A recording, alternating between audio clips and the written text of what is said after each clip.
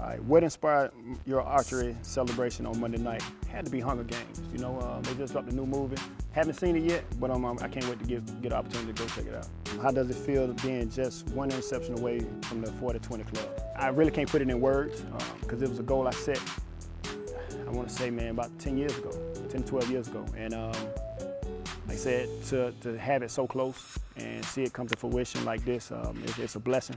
And it's an honor to have an opportunity to reach it and hopefully surpass it here in the next couple years. Who have I been mentoring on the Browns this season?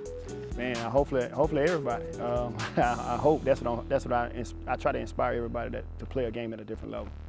And hopefully some of the plays that I've been making lately can inspire some of these guys to take their game to another level, to be true professionals. Even though you get hit with all this adversity all at one time, you can embrace it and supersede it. It can be a beautiful thing at the end.